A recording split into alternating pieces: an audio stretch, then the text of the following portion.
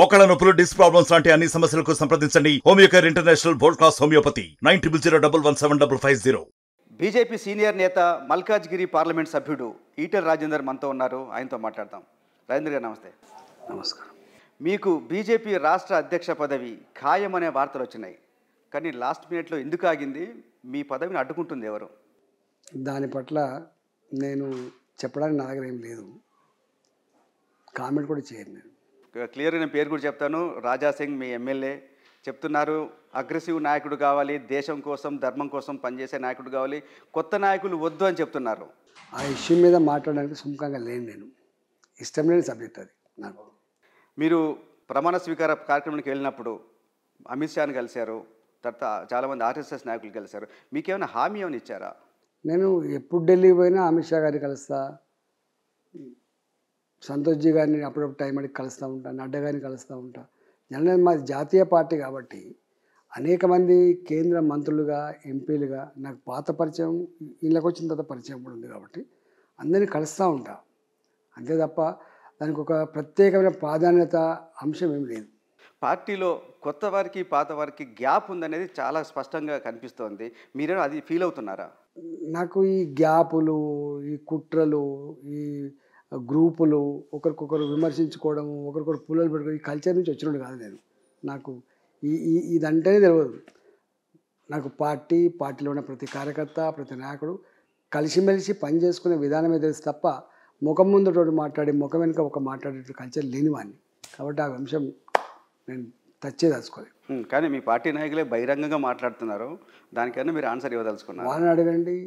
వాళ్ళని అడగండి, లేకపోతే మా అధిష్టానం అనేది దాని గురించి ఆలోచిస్తుంది, నేను కాదు ఆలోచించాలి. ఈ మధ్య పార్టీ కార్యవర్గ సమావేశంలో కేంద్ర మంత్రి ధర్మేంద్ర ప్రధాన్ కూడా మీ వైపు తిరిగి మీ పేరు తీసుకొని ఈటెల రాజేందర్ మీరు కొత్త వాళ్ళు కాదు పాత వాళ్ళే అన్నారు. అంటే వారికి ఎక్కడో అనుమానం వచ్చిందో, ఏమైనా చెప్పిండ్రో, వాళ్ళకు కూడా సమాచారం ఉంటుంది కదా, దాన్ని బట్టి మాట్లాడినట్టు.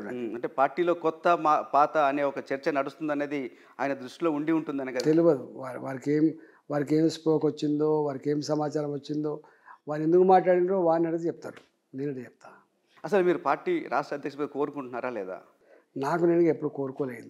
నాకు నేనుగా 24 ఏళ్ళల్లో నాకు ఒక జిల్లా అధ్యక్ష పదవి కావాలి, నాకు ఎమ్మెల్యే టికెట్ కావాలి, నాకు మంత్రి పదవి కావాలని ఎప్పుడు కోరకుండానే నా శ్రమను బట్టో, నా తాకతుని బట్టో, నా పరిస్థితిని బట్టో నాకు ఇచ్చినట్టున్నది. ఇక్కడ కూడా పెద్ద కోరలే. ఇక్కడ కూడా ఈ పార్టీకి వచ్చిన తర్వాత కూడా, భారతీయ జనతా పార్టీకి వచ్చిన తర్వాత కూడా నేనేం కోరలే. నా అవసరాన్ని బట్టి, నా స్థితిని బట్టి, నా అనుభవాన్ని బట్టి, నాకున్న ప్రజల సంబంధాలను బట్టి నాకు ఏ పని ఇస్తే ఆ పని చేయడానికి సిద్ధంగా ఉన్నా. ఓకే, మీరు దేశంలోనే ఒక అతిపెద్ద నియోజకవర్గం నుంచి విజయం సాధించారు, అట్లాగే రాష్ట్రంలో కూడా 2 సార్లు మంత్రి పదవులు నిర్వహించారు. ఎందుకు మీరు కేంద్రంలో మంత్రి పదవి రాలేదు? మీరేమైనా భంగపడ్డాననే ఫీలింగ్ ఏమైనా ఉందా? అస్సలు లేదు. నేను ఎవరిని అడుగుతా కదా, నేను అడిగింది లేదు, నేను ఊహించుకునేది లేదు, భంగపడలేదు. ఈ మధ్యకాలంలో బీఆర్ఎస్ నుంచి ఒక 10 మంది ఎమ్మెల్యేలు, దాదాపు ఒక 1/2 మంది ఎమ్మెల్సీలు కాంగ్రెస్లోకి వెళ్ళిపోయారు. ఎందుకు వాళ్లకు బీజేపీ ఆల్టర్నేటివ్ కనబడట్లేదు? బీజేపీకి వస్తే భవిష్యత్తు లేదని అనుకుంటున్నారా? జనరల్గా గతంలో బీఆర్ఎస్ పార్టీ కూడా గిట్నే ఈ పని చేసింది. ఏమైందో మీరు చూసిండ్రు. బీఆర్ఎస్ పార్టీ ఆనాడు కాంగ్రెస్ పార్టీ ఎమ్మెల్యేలు తీసుకుపోయినాడు. ఇదే రేవంత్ రెడ్డి గారు ఆ పార్టీ నాయకుడిగా ఏం మాట్లాడినారో ఒకసారి మళ్ళీ చూడండి మీరు. ఇలా అదే పని మళ్ళీ వీళ్ళు చేస్తున్నారు. కేసీఆర్ గారేమో అప్పుడు 2/3 ఎమ్మెల్యేలు దొరికేంత వరకు కామ్గా ఉండి దాని తర్వాతనే కండువలు కప్పిండ్రు. వీళ్ళేమో ఇంకొంచెం అడుగు ముందుకేసి ప్రతి ఒక్కరిని కండువ కప్పుకుంటూ పోతున్నారు. నాకు తెలిసి 26 మంది దొరుకుతారని విశ్వాసం ఉందా? 26 మంది వాళ్ళే వస్తారనేటువంటి ఉందా? లేకపోతే ఈ దాడి మొదలు పెడితేనే అగ్రెసివ్గా పోతేనే వస్తారా? ఏమైందో కానీ వాళ్ళు కూడా 39 మంది ఎమ్మెల్యేలలో 26 మంది అయితే 2/3 వచ్చినట్టు అవుతుంది, పార్టీ మెర్జ్ చేసుకోవచ్చు అని చెప్పి మాట్లాడుతున్నాడు. అది ఎంత శుద్ధ తప్పంటే, ఒక ఎమ్మెల్యేలు మాత్రమే 2/3 వస్తే కాదు, ఎంపీలు ఉంటారు, మిగతా ప్రజాప్రతినిధులు ఉంటారు, పార్టీ ఉంటుంది.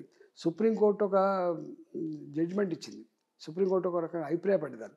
కేవలం ఎమ్మెల్యేలు 2/3 అయినంత మాత్రాన ఆ పార్టీ విలీనమైనట్టు కాదు. మొత్తం టాప్ టు బాటం పార్టీ నాయకత్వం నుంచి మొదలుపెట్టి కింది స్థాయి వరకు ప్రజాప్రతినిధులు కావచ్చు, పార్టీ కావచ్చు, వీళ్ళందరూ చేరితేనే ఆ పార్టీ మెర్జ్ అయినట్టు అవుతుందని చెప్పిండ్రు. మరి వీళ్ళకు ఏమర్థమైందో నాకు తెలియదు. రెండోది ఏంటంటే, ఇదే పార్టీ అసలు ఈ యాంటీ డిఫెక్షన్ లా తెచ్చిన పార్టీ కాంగ్రెస్ పార్టీ. రాజీవ్ గాంధీ గారు తెచ్చిండ్రు. ఎందుకు తెచ్చిండ్రు?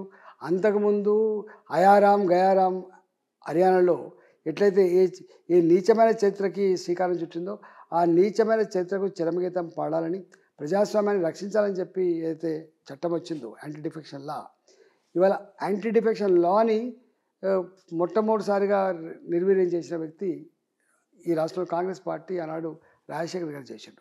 టీఆర్ఎస్ పార్టీ 26 మంది ఎమ్మెల్యేలు గెలిస్తే 10 మంది ఎమ్మెల్యేలను తీసుకుపోయి ఎట్లా ఎమ్మెల్సీని గెలిపించుకుని మీరు చూసిండు. ఆ తదుపరి టీఆర్ఎస్ పార్టీ అధికారంకి వచ్చిన తర్వాత ఇంకింత మరింత బరిదెగించి పార్టీకి పార్టీ విలీనం చేసుకున్నాడు కేసీఆర్ గారు. ఇవాళ వీళ్ళు ఇంకింత ముందుకు అడిగేసి ఈ పని చేస్తున్నారు.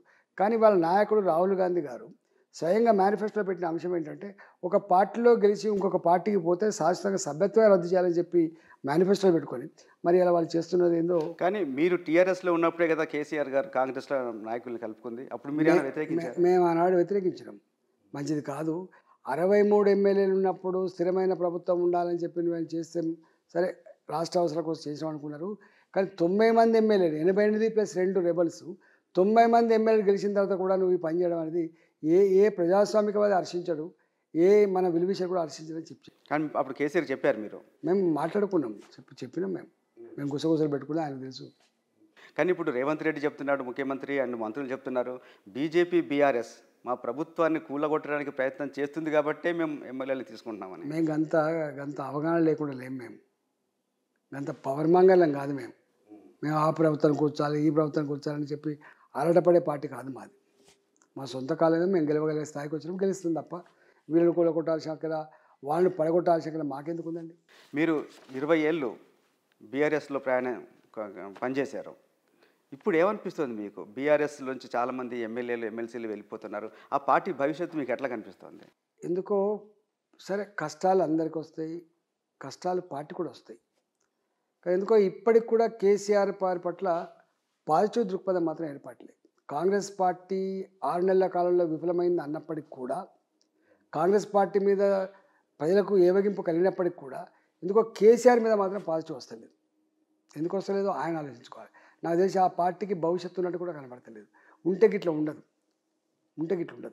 వాళ్ళ కుటుంబ సభ్యులు అని చెప్పి భావించేవాళ్ళు, కుటుంబ సభ్యులుగా చలమని అనేవాళ్ళు, ఈయన మేము కేసీఆర్ తప్ప మాకు మరో నాయకులు లేడని చెప్పి ప్రగల్భాలు పలికిన వాళ్ళు, కేసీఆర్ మా దేవుడు అని చెప్పి పొడిన వాళ్ళు, నిన్న దాకా చెట్టాపట్టలు వేసుకొని తిరిగిన వాళ్ళు ఇలా పోతూ ఉంటే అనిపిస్తుంది అంటే కేసీఆర్ గారి పాలనలో పరస్పర అవసరాల సంబంధాలు తప్ప ప్రేమపూర్వకమైన మానవ సంబంధాలు లేవని చెప్పి అర్థమవుతాం. కానీ 20 ఏళ్ళు కొట్లాడిన పార్టీ, 10 ఏళ్ళు అధికారంలో ఉన్న పార్టీ ఎందుకు ఇంత ప్రజా వ్యతిరేకత వచ్చింది అనుకుంటున్నారు?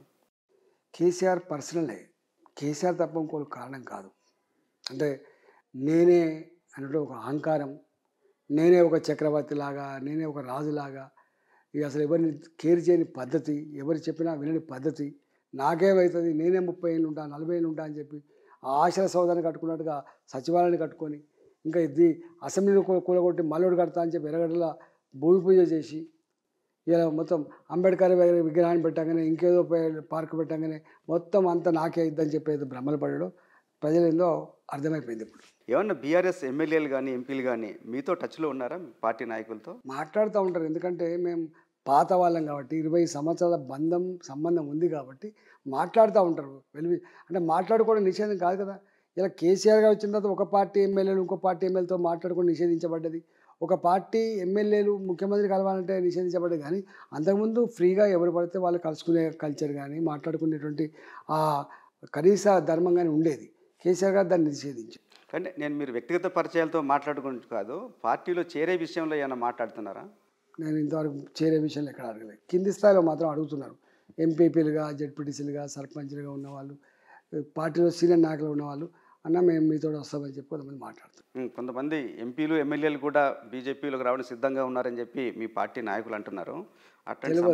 వాళ్ళకి ఏమైనా సమాచారం ఉండొచ్చు, వాళ్ళతో ఏమైనా మాట్లాడవచ్చు, నాతో ఎవరు మాట్లాడలేదు. ఈ మొన్న జరిగిన పార్లమెంట్ ఎన్నికల్లో బీఆర్ఎస్ ఓట్లు కావాలనే బీఆర్ఎస్ నాయకులు బీజేపీకి వేయించారు, లేదంటే సిరిసిల్ల, సిద్దిపేట లాంటి చోట కూడా బీజేపీకి లీడ్ ఎట్లా వచ్చిందనేది కాంగ్రెస్ వాళ్ళు చేస్తున్నారు. నిజంగా అట్లా జరిగిందా? తప్పండి, అది తప్పు. ఎందుకంటున్నా అంటే అసలు ఒక నాయకుడు చెప్తే ఓట్లేయడానికి, ఇంట్లో భర్త చెప్తేనే భార్య ఎత్తలేదు, ఇంట్లో భర్త చెప్తే భార్య ఎత్తలేదు. ఎవరి ఓటు వాళ్ళ ఇండిపెండెంటు. ఎవరికి ఎప్పుడు ఎట్లా ఓటేయాలో వాళ్ళంతా అవగాహన కలిగిన వాళ్ళు. మనం ఆ మాట చెప్పడం అంటే ఇన్సల్ట్ చేసినట్లు లెక్క. అంటే నాయకుడు చెప్పగానే మొత్తం బీఆర్ఎస్ పార్టీకి గుత్తపట్టిన ఓట్లు ఉంటాయా చెప్పండి? ఎప్పుడు గుత్తపట్టిన ఓట్లు ఉండవు, గుర్తుపెట్టుకోండి. అంటే వాళ్ళ పార్టీ క్యాడర్ ఉంటారు కదా వాళ్ళు.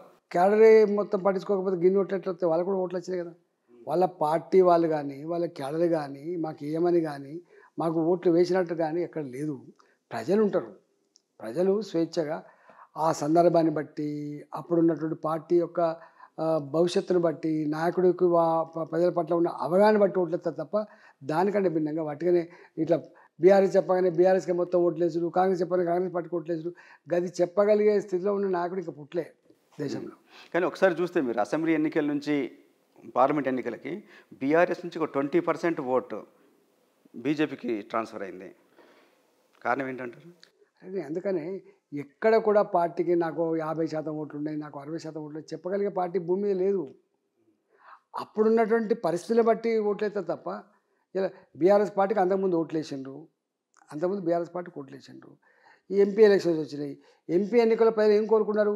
మోడీ గారు దేశ ప్రధానమంత్రి మళ్ళీ కావాలనుకున్నారు. కారణాలు అనేక ఉన్నాయి, మీకు తెలుసు.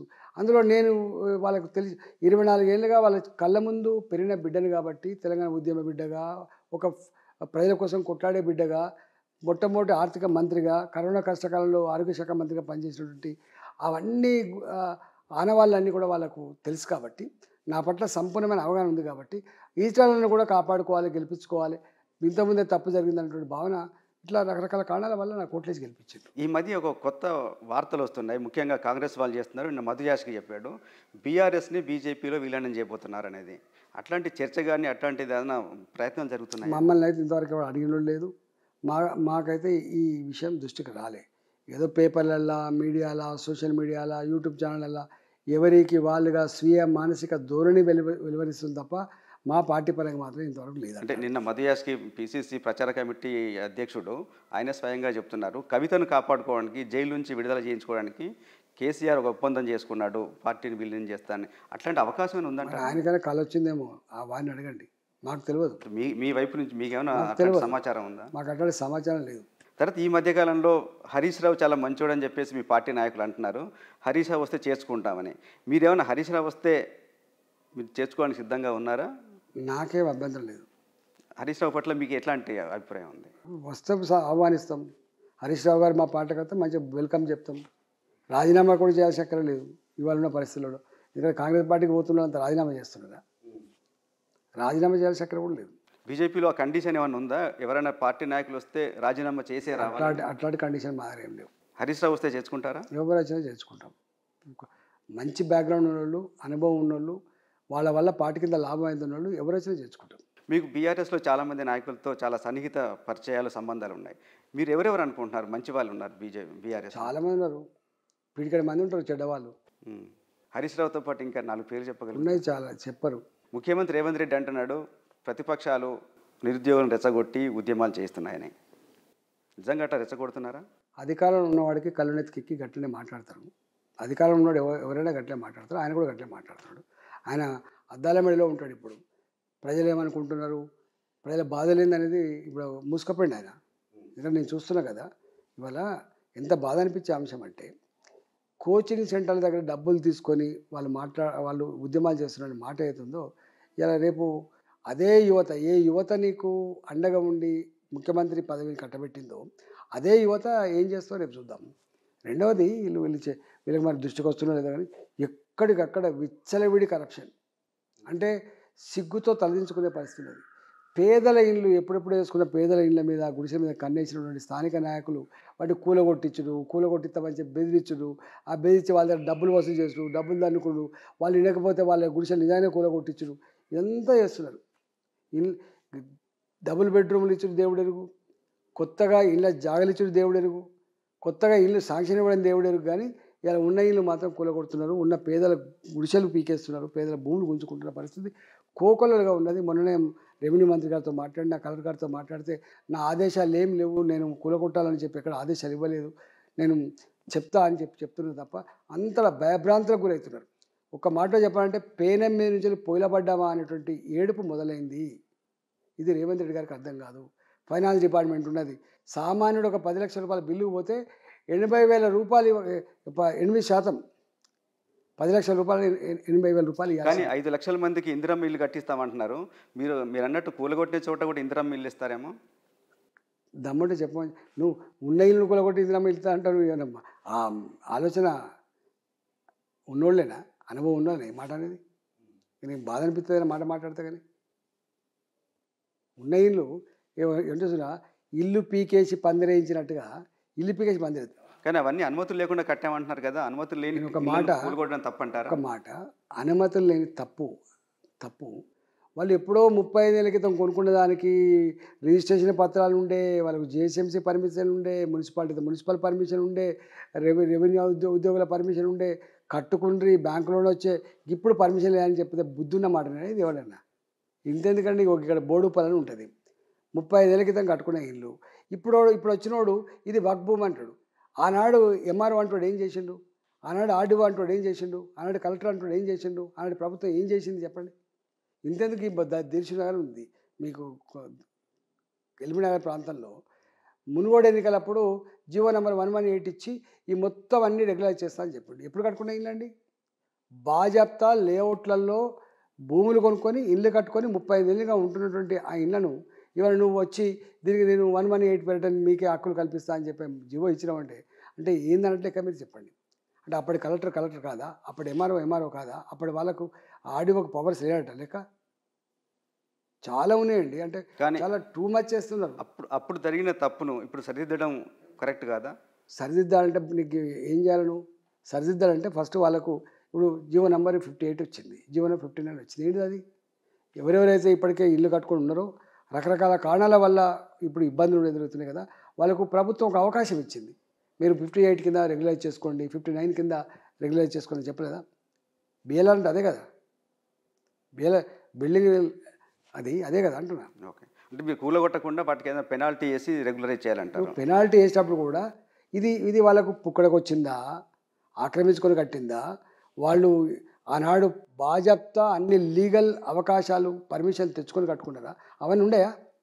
వాటికనే వేస్తాను ఫైన్. రైతు రుణమాఫీ గురించి చాలా పెద్ద హామీ కాంగ్రెస్ గవర్నమెంట్ ఇచ్చింది. నిన్న గైడ్లైన్స్ రిలీజ్ చేశారు. 2 లక్షల వరకు రుణమాఫీ చేస్తామంటున్నారు. ఈ విషయంలో మీరు ఏమైనా గవర్నమెంట్కి మీరు సపోర్ట్ చేస్తారా, వాళ్ళ అభినందనలు చెప్తారా? అసలు ఒక మాట, రైతులు ఎవరు కోరలేరు 2 లక్షల రూపాయలు రుణమాఫీ చేయమని. సుమోటోగా ఆనాడు సోనియా గాంధీ గారి బర్త్డే నాడే 2 లక్షల రూపాయల రుణమాఫీని నేను చేస్తా అని చెప్పి ప్రగల్భాలు పలికిన ముఖ్యమంత్రి. ఆనాడు ఎక్కడ చెప్పలే income tax exemption, income tax కట్టే వాళ్ళకు, ప్రభుత్వ ఉద్యోగులు ఉన్న వాళ్ళకు, సెలరేషన్ లేని వాళ్ళకు ఇవ్వనని చెప్పి ఇక్కడ చెప్పలే. ఇంకా ఎంత చెప్పిండంటే మీకు 2 లక్షల రూపాయల లోపు కనుక రుణం లేకుండా ఉంటే బ్యాంకు మెట్లు ఎక్కండి, బ్యాంకులకు పోండి, 2 లక్షల రూపాయల వరకు తీసుకోండి, నేను ఆయన కడతా అని చెప్పిన ముఖ్యమంత్రి. గంత ప్రగల్భాలు పలికే ముఖ్యమంత్రి. ఆనాటి ఆయన ఉపన్యాసాలన్నీ ఇప్పుడు వేస్తాం మేము, తప్పకుండా ప్రజల దగ్గర పంపిస్తాం. గట్లన్న ముఖ్యమంత్రి ఇవాళ గిన్ని చేస్తుండంటే పొమ్మాడు లేక పొగబెట్టినట్టు తప్ప, ఎగబెట్టే ఉద్దేశం తప్ప నిజంగా ఇచ్చేటువంటి ఉద్దేశం ఉన్నాడు ఇట్లాంటి పని చేయడు. ప్రజలకు అర్థమైపోయింది ఇవన్నీ వాటి పిట్టలతో మాటలు తప్ప ఇది అమలేదు లేదు, పాడలేదు ఏదో. ఆయన ఇంకొక మాట కూడా అన్నాడు, ప్రజలను మోసగించాలని చూస్తారు, మేము మంచిగా సక్సెస్ఫుల్గా మోసగిస్తున్నామని ఆయన అన్నాడు. అమెరికాలో ఎక్కడ ముచ్చట పెట్టుకుంటా జోకులు వేసుకుంటా అన్నాడు, ప్రజలు కూడా రాజకీయ నాయకులు మోసగించాలని చెప్పి అనుకుంటారు, ఆ మోసగించడం నమ్ముతారు, అందుకనే మేము మంచిగా సక్సెస్ఫుల్గా మోసగించగలిగినాము అని. కానీ రాజేందర్ గారు, ఏ స్కీమ్కైనా ఏ గవర్నమెంట్ అయినా కొన్ని లిమిటేషన్స్, కొన్ని రెగ్యులేషన్స్ పెడుతుంది కదా, దాంట్లో మీకు తప్పేం కనిపిస్తుంది? నేనన్నా కేసీఆర్కి, government always meant for poor not for rich. Government ఆలోచన ఎప్పుడు కూడా పేదోళ్ళ వైపు ఉండాలి, దానికి ఒక పద్ధతి ఉండాలని చెప్పినాడు. కానీ నేను చెప్పలే కదా, అట్లా చెప్పాలి కదా.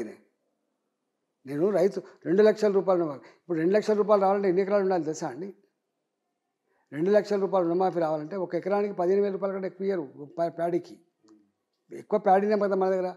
అంటే దాదాపు 15 ఎకరాల భూమి, 14 ఎకరాల భూమికి వాళ్ళు రుణం తీసుకున్నారు. 14 ఎకరాల తరి పొలం ఉన్నవాడికి తెల్ల రేషన్ కార్డు ఇచ్చే ప్రసక్తి లేదు. నా మాట అర్థమవుతుందండి. 14 ఎకరాల తరి పొలం కనుక ఉంటే వాళ్ళకి తెల్ల రేషన్ కార్డు వచ్చే ఆస్కారం లేదు. తెల్ల రేషన్ కార్డు రావాలంటే 3.5 ఎకరాల తరి భూమి, 7 ఎకరాల కుషికి భూమి ఉండాల్సిందే. మరి ఈ 2 లక్షల రూపాయలు రుణం అంటే అర్థం ఏంటండి? 14 ఎకరాలు ఉంటే 2 లక్షల రూపాయలు రుణం వస్తుంది. వాళ్ళకి వస్తుందా చెప్పండి? అంటే నువ్వు తెల్ల రేషన్ కార్డు పెట్టినావంటే నువ్వు ఎవరికి ఇవ్వనట్టే లెక్క. ఎట్లా తిరిగి చేయాలి, ఎట్లా పెట్టాలి, ఎట్లా మోసం చేయాలి, మోసం చేయాలనే దాంట్లో రీసెర్చ్ చేసిన దాంట్లో నంబర్ 1 ఇలా రేవంత్ రెడ్డి కనబడుతున్నట్టున్నది. నేను ఏదైనా చెప్పగలుగుతా, కేసీఆర్ కూడా కట్టే అనుకునేది. నేను ఏం చెప్పినా వింటారు, నాకు ప్రజలకు కనెక్ట్ అయిపోయింది అని చెప్పి చేసుకుంటూ పోయిండు. ప్రజలు అర్థం చేసుకున్నారు, ఈయన నమ్మదగ్గ వ్యక్తి కాదు, ఈయన కర్రగాల్చి వాత పెట్టకపోతే ఈ రాష్ట్రానికి భవిష్యత్తు లేదని చెప్పి భావించి కథం పట్టించింది. ఇవాళ రేవంత్ రెడ్డి గారు కూడా భరిస్తారు ఇవన్నీ.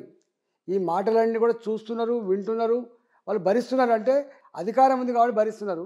ఎప్పుడో వాళ్ళ సందర్భం వాళ్ళ రోజు వచ్చినాడు బండకేసి కొడితే తెలుస్తుంది రేవంత్ రెడ్డి గారు. ఓకే, మీరు 2 గవర్నమెంట్ చూశారు, దగ్గర నుంచి చూస్తున్నారు ఇప్పుడు రేవంత్ రెడ్డి గవర్నమెంట్. రెండిట్లో మీకు ఏది బెటర్ అనిపిస్తుంది కంపేర్ చేస్తే?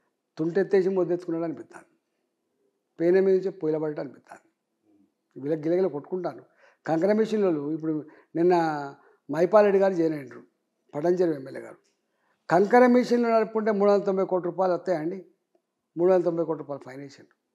ఆయన ఫైన్ వేసి భయపెట్టించి పార్టీ మార్పించింది కదా 390 కోట్లు. నేను అడుగుతున్నా, ఎక్కడైనా చెప్పమని చెప్పండి, ఏ ప్రభుత్వమైనా ఏ నిష్ణాతుడైనా ఈ ఒక కంకర మిషన్లో ఈ బండ కొట్టుకుంటే 10 ఏళ్ళలో 20 ఏళ్ళలో 10 ఏళ్ళలో ఒక 390 కోట్ల రూపాయలు సంపాదించవచ్చా? ఒకసారి అడగమని చెప్పండి. ఇవాళ నాకు ఒక ఆయన కమలాకర్ రెడ్డి అని ఉంటాడు ఇక్కడ, బీఆర్ఎస్ పార్టీలో ఉన్నాడు ఇవాళ నాకు తెలిసి. ఆయన కూడా లబోదీపం ఒత్తుకుంటా 200 కోట్ల రూపాయల ఫైన్ వేసిన నా మీద, కంకర మిషన్లో 200 కోట్లు వస్తాయా అని అన్నాడు. కంకర తెచ్చుకుంటే రోడ్లనే ఉంటుంది కట్టేది, రోడ్లు వేసి కూడా కడతారు కాంట్రాక్టర్, మళ్ళీ వీళ్ళకి ఫైన్ వేస్తాను. అంటే ఒక నీతి లేదు, జాతి లేదు.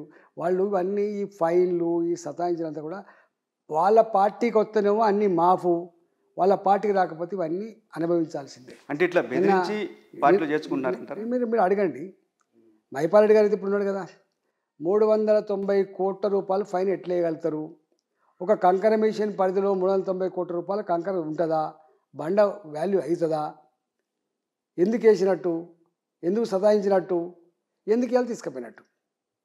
మా దగ్గర పిరిజాదిగూడ అని ఒకటి ఉన్నది. పిరిజాదిగూడలో పోచైన ఎవరో సమ్ కార్పొరేటర్ ఉన్నాడు, ఇంకొక 2-3 కార్పొరేటర్లు. అక్కడ అవిశ్వాసం పెడితే నెగ్గలే. కాంగ్రెస్ పార్టీ అవిశ్వాసాని కోసం ఎంత ట్రై చేసినప్పుడు కూడా నెగ్గలే. అక్కడ ఆడ వెంకటరెడ్డి గారు ఎవరో ఆయననే చైర్మన్ ఉన్నాడు.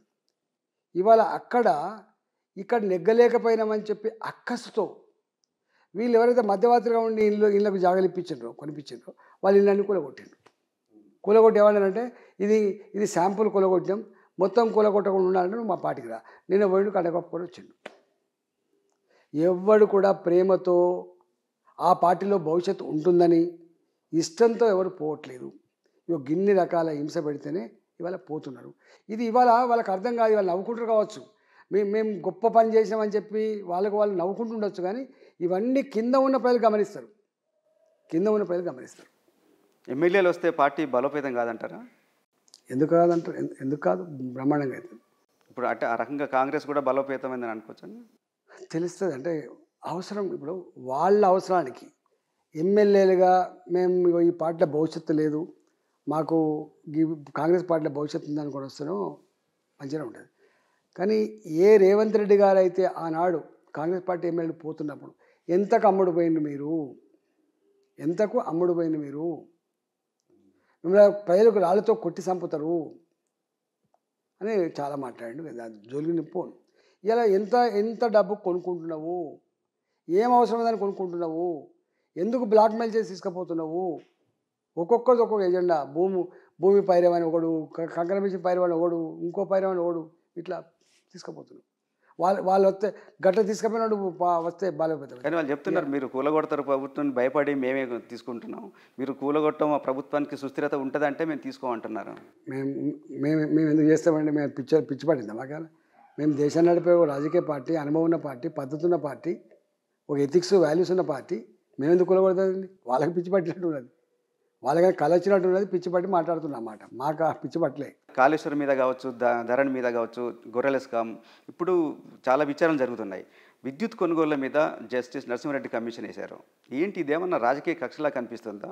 అంటే ఒక్కటి నేనున్న దాంట్లో ఒకటి చెప్తాను. మేము ఛత్తీస్గఢ్ నుంచి కరెంటు కొన్నాం, నేను కూడా ఉన్నా. గవర్నమెంట్ అది వాటికి ఏది పడుతుంది అదే కొనుగోలు. వాళ్ళకు వాడకపోయినా కూడా వాడు డబ్బులు కొంత ఒకసారి కమిట్ అయిన తర్వాత వాడకపోయినా కూడా డబ్బులు ఇచ్చే సిస్టమ్ ఉంటుంది దీంట్లో. అవసరం దొరకదని చెప్పి కొంత ఎక్స్ట్రా వాడుకుంటారు. కానీ ఇది మొత్తం కొనుగోలే అంత తప్ప అనేటువంటిది నాకు తెలియదు. కానీ ఏది ఏమైనప్పటికీ కూడా నీ చేతికి అధికారం వచ్చింది, నిజంగానే అన్యాయం జరిగిందని చెప్పి కనుక భావిస్తే దాన్ని ప్రూవ్ చేయాలి. ఓ చట్టం ఉంటుంది, ఓ సిస్టమ్ ఉంటుంది, ఓ పద్ధతి ఉంటుంది.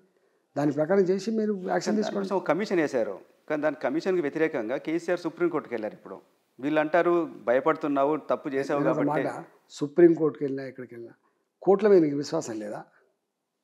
ఇప్పుడు సపోజ్ కేసీఆర్ తప్పు చేసింది అనుకుందాం, సుప్రీంకోర్టు అండగా ఉంటుందా చెప్పండి? అంటే నీకు సుప్రీంకోర్టు మీద నమ్మకం లేదా? వాళ్ళు ఎక్కడ ఎందుకో పోయిందండి, ఏ సుప్రీంకోర్టులో ఫైట్ చేయి, నీకు దమ్ముంటే ప్రూవ్ చేయి. అంటే కేసీఆర్ విచారణ వేసుకోవటం కరెక్ట్ అంటారా, లేదా సుప్రీంకోర్టుకి వెళ్ళి విచారణ ఆపించుకో సుప్రీంకోర్టు ఆపుతుందా? అట్లా ఆపమంటే కేసీఆర్ చెప్తే ఆపుతుందా? అంటే నేను చెప్తాను, కేసీఆర్ పిటిషన్ వేసింది. పోడు తప్ప ఒప్ప పక్కకు పెడితే సుప్రీంకోర్టు మీద విశ్వాసం ఉందా లేదా మీరు చెప్పండి. నాకు నమ్మకం ఉంది సుప్రీంకోర్టు మీద, నాకు హైకోర్టు మీద నమ్మకం ఉంది, సుప్రీంకోర్టు మీద నమ్మకం ఉంది. ఎవరు ఉత్తగపోయి తప్పు చేసినోడు కూడా ఉత్తగపోయి సుప్రీంకోర్టును ఆశ్రయిస్తే క్షమిస్తారని మాత్రం నేను అనుకోను, బండకేసి కొడుతుంది. ఈ మధ్యకాలంలో ఒక ట్రెండ్ కనిపిస్తుంది, ప్రతిపక్ష శాసనసభ్యులను అభివృద్ధి కార్యక్రమాల్లో పాల్గొనే అవకాశం ఇవ్వట్లేదు. ముఖ్యంగా మీ హుజరాబాద్ నియోజకవర్గం నుంచి కౌశిక్ రెడ్డి మీద కేసులు కూడా పెడుతున్నారు. అక్కడ గంత దాకా ఎందుకు మా దగ్గర ఇప్పుడు ఎవడు అది గమ్మతైన విషయం ఏంటంటే, కాంగ్రెస్ పార్టీ ఇక్కడ ఎంపీలను భారతీయ జనతా పార్టీ ఎంపీలను గౌరవించదు. ఫర్ ఎగ్జాంపుల్ మొన్న జేఎన్టీయూలో ఏదో బిల్డింగ్ ఓపెనింగ్ ఉంది, కనీసం పిలవలే. నేను అక్కడ ఎంపీని, పిలవలే, కార్డు పంపలే, కనీసం వైస్ ఛాన్సలర్ చెప్పలేదు, నాకు కలెక్టర్ కూడా చెప్పలేదు. అంటే వీళ్ళపై ఢిల్లీలో మా ప్రోటోకాల్ను పాటిస్తలేరు, మమ్మల్ని పట్టించుకుంటలేరు అని చెప్పి వీళ్ళు మాట్లాడతారు. ఇదే మమతా బెనర్జీకి బెంగాల్లో అక్కడ ఉన్న భారతీయ జనతా పార్టీ ఎంపీలను కనీసం ఇన్వాల్వ్ కూడా చేయదు, గౌరవించదు, పట్టించుకోదు, వాళ్ళని ఒక శత్రు లెక్క చూస్తుంది. ఇక్కడికి వచ్చేమో బెంగాల్ ఎంపీలు వచ్చేమో మమతా బెనర్జీ పార్టీ వచ్చేమో పార్లమెంట్లో కొట్టాడుతుంది, మీదంతా నియంతృత్వం నడుస్తూ ఉంది, మీరు మమ్మల్ని పట్టించుకోలేదని చెప్తారు. అందుకని ఎవరు నిర్వచించాలి? నీ అవకాశం నువ్వు చేసే పరిస్థితి, వాళ్ళ అవకాశం వాళ్ళు చేసే పరిస్థితి. ఇది ప్రజాస్వామ్యం కాదు, ఇది ప్రజాస్వామ్యం కాదు, ఇది పరిపక్వత చెందిన ప్రజాస్వామ్యం అయితే అసలే కాదు. ఇది సైకోలు చేసే పని, శాడిస్ట్ చేసే పని, ఇది గుర్తుపెట్టుకోండి. కానీ మిమ్మల్ని పిలవకుండా ప్రోటోకాల్ ఉల్లంఘన జరిగింది కదా, దీని మీద మీరు కంప్లైంట్ ఇస్తా కంప్లైంట్ చేస్తా, తప్పకుండా ఇస్తా. స్పీకర్ గారికి తప్పకుండా నాకు జరిగినటువంటి అవమానానికి చర్య తీసుకోమని ఇస్తా. మీరు కరీంనగర్, హుజరాబాద్ వదిలేసి ఇక్కడికి వచ్చారు, ఇక్కడ ఎంపీ గెలిచారు. మీరేమన్నా మిస్ అవుతున్నారా హుజరాబాద్ని? నేనే మిస్ కాలే, వాళ్ళే ఏమైనా మిస్ అవుతారో చూడాలి. పర్మనెంట్గా వదిలేసినట్టేనా హుజరాబాద్ని? ఎందుకు వదిలిపెడతారండి, వాళ్ళు వదిలిపెట్టలేదు, నేను వదిలిపెట్టలేదు. అంటే ఒక న్యూస్ వస్తుంది, మీ శ్రీమతి జమున గారు భవిష్యత్తులో అక్కడ ఎమ్మెల్యే పోటీ చేసే అవకాశం ఉందని. అట్లాంటి అవకాశం ఏమైనా ఉందా? లేదు. చంద్రబాబు నాయుడు తెలంగాణ గడ్డ మీదే తెలుగుదేశం పుట్టింది, ఇక్కడ పునర్వైభవం తీసుకొస్తా అంటున్నారు. అట్లాంటి భవిష్యత్తు అయినా కనిపిస్తుందా టీడీపీలో? వారికి ఎట్లుందో, వారి ఆలోచన ఏందో వారిని అడగండి, నాకెందుకు. అంటే మీరు దగ్గరగా చూశారు కదా, తెలంగాణ ప్రజలు యాక్సెప్ట్ చేస్తారు? తెలంగాణ ప్రజలు ఏం కోరుకుంటారో నీకు తెలుసు, నాకు తెలుసు. తెలంగాణ ప్రజలు దేన్ని గౌరవిస్తారో మీకు తెలుసు, నాకు తెలుసు. ఏపీలో బీజేపీ, టీడీపీ, జనసేనతో కూటమి కట్టి అధికారంలోకి వచ్చింది. అట్లాంటి కూటమి భవిష్యత్తులో తెలంగాణలో వచ్చే అవకాశం ఏమైనా ఉందా? ఇప్పుడే అట్లాంటి వాటి మీద చెప్పలేము, ఇప్పటికిప్పుడైతే లేదు, అవకాశం లేదు. థ్యాంక్ యూ రాజేంద్ర గారు. మరిన్ని వీడియోస్ కోసం ఛానల్ ని సబ్స్క్రైబ్ చేయండి, లేటెస్ట్ అప్డేట్స్ కోసం వాట్సాప్ ఛానల్ ని ఫాలో చేయండి, అండ్ లింక్ డిస్క్రిప్షన్ లో ఉంది.